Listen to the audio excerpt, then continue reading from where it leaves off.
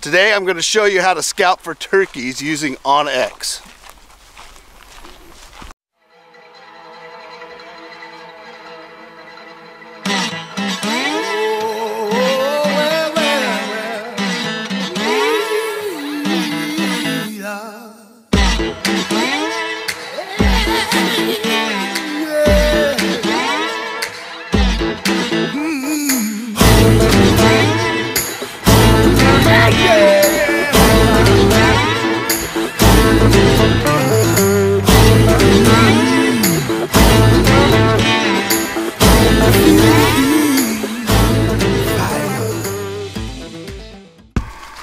Hey guys, before we get into turkey scouting, hey, can you do us a couple favors? Can you go down, there's a subscribe button, can you punch that sucker for me? It helps us out a bunch, and also it helps get the word out. YouTube likes to push videos that have some subscribers to them, so if you could do that, that would really help. Get some of this stuff out so people could learn how to scout for turkeys. Another thing is we have some partners that have helped us out, and if you would, Three Rivers Archery, if you'd go over there, I'm going to put a link right here. If you punch that link, if you need anything archery wise, great resource. Punch that link and go visit them, give them some love. Also, if you want to see some more of our turkey videos, I'll put another link here and you can check them out. We're going to bring you a lot more, so stay tuned this spring. It's going to be good. Barebow turkeys. Hey guys, so now I have OnX up, and I'm going to show you how to scout for turkeys using OnX, and how to get on the ground and what to look for on the ground. So keep with me here. I'm going to do a tutorial on OnX, and then I will show you what it looks like in video on the ground. Alright, now the first thing that I like to do is I like to check my map layer. If there's a new place and I don't know anything about it, say I'm going to a different state or something like that, I'll come over here and you see your layers, you have a hunt layer over here. I'll click that, maximize it, and then I'll click the NWTF layer, and that shows me that this is the home ground, or this is ground where turkeys live. Now once I found out that there's turkeys in this area, then I'll go and shut it off because I want to take a look at what I like the details here. Now the first thing that I always look for, I'm going to zoom in all the way.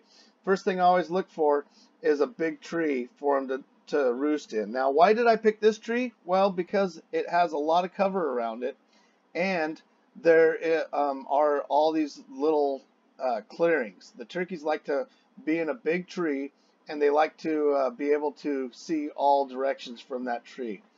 Now, granted, it might or might not be. You have to get on the ground and check it. But the second thing that I look for from that tree are travel routes. They could go this way or they could go this way, but I just drew in a travel route, one that I would probably check first. And this would be the travel route that I check first because of the way that they come off the roost, and they have sections in between where they could get out to where they would go strutting. Okay, so if you look from that travel route, if you look through here, it's kind of a mixed timber with some areas to feed in. They like to feed in these open areas because there's a lot more grass in those, and that contains a lot more insects. Now, the way that you would tell whether or not they're going, which way they're using, and they might even use both, but normally they're going to go to the same spot, but they're going to use a travel route. The way you would tell is with tracks and some of the droppings. Turkeys leave a lot of droppings, especially right after they come out of a roost tree, just like your dog would if you just let him out of the car. So they're gonna feed their way across. That's probably from, I don't know, right after they get out of the roost, which is at daylight, to about midday, and then midday they start getting into their strutting spots, and they're gonna look for spots. Most of the time they're not going to go out in the middle of a field that's that far away from cover. So they're going to find something where they could be seen. Now look, they can be seen all the way across this field, and they know that. So any turkey up in here could see them strutting down here. But they're still close enough if something came in to cover. They don't have to get out in the middle. So look for those spots. And a real easy way to tell whether they're strutting in a spot is I look for tail feathers, because you know when turkeys start strutting, when the gobblers start strutting, that's when they start really making their pecking order known. The males start making their pecking order known, so that's where they're going to fight, is where they do the big strut spots. Also like to look for dusting spots around that area, like if there's some dust spots, because they like to strut right there where the hens are dusting and things like that. So about midday, once midday gets over with, they start heading out. They'll usually take a route out where, you know, they could be close to cover but still be picking across there. So these are the kind of spots that I look midday, and again, you're looking for tracks and droppings in there, and they're going to always work back to that roost tree. So you guys got to make sure that if you find the roost tree, you can pretty much pattern them. Now, how else could I do this? I could place cameras here. I could place cameras here, and turkeys will let you know kind of which way they're going. Place a camera here, and you can see turkeys going across and seeing what they're doing. And depending on what time of day, and depending on the direction they're headed, and depending on where they're strutting, and all those things, you could kind of devise a plan on where they're going.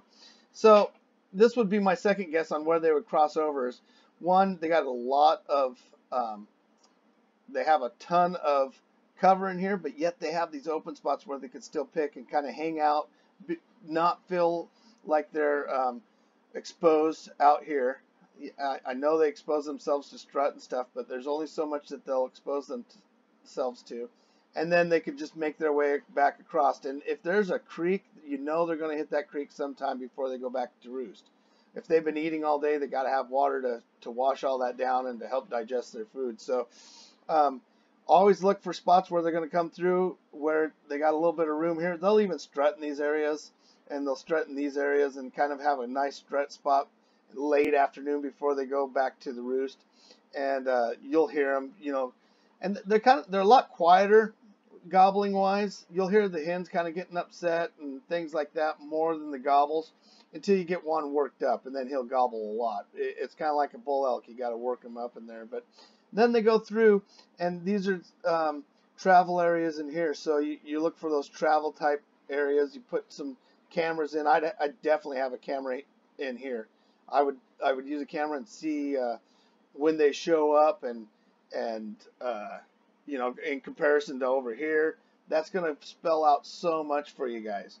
Now, if you don't get that stuff, you just have to go back and look, right? Now, you know that they're going to hit water, so you look. Turkeys don't like crossing creeks, and so you kind of got a good idea that they're going to stay on this side of the creek. They're not going to probably go over unless they're really pushed. Now, I say that, but I have seen turkeys that get used to a certain body of water and they'll fly over it every day. That's not real normal, but I have seen it happen. So I would check all the water holes, check all this stuff, especially where there's some grass and stuff around it where they could strut and those kind of things. And this, of course, will be, you know, later evening, and then they're going to start making their way back to the roost tree right before dark. They usually will get under the roost tree and pick around. That's another reason they like these kind of areas. They can see until it gets dark, and they'll pick around for a little bit until I've never seen them stay out until it was dark. Okay, so remember the things that we look for. We look for those travel routes, we look for the roost trees, and we look for the open areas to where they strut. You remember those big gobblers like to strut out here, and they like to strut where they can be seen. So those are the things that you're looking for. Once you find them on onX, you come out, check the ground. The biggest thing are your travel routes. Those travel routes are the trickiest to see on onX. Your open areas are pretty good, pretty easy to see. And you know, water and of course food are the things that you want to look for too. Remember, as things green up, there's going to be a lot more bugs, and wherever the bugs are this time of year, the turkeys are on them. So the next thing is, after you find your travel routes, you found your roost trees now, and you found your strut zones. Now the next thing you want to do is get out here and get after them. So I hope that helps you guys. If it helps you, please leave us a comment, leave us, you know, a subscribe, a like. Go over to a Facebook group, our Facebook Okay, hey guys, if that helped you, please like and subscribe our YouTube channel. It helps get this stuff out. But I think this stuff will give you a little bit of better chance this spring when you get out here. All right, take it easy. Get after those turkeys, man. Southern Oregon is full. Get after them.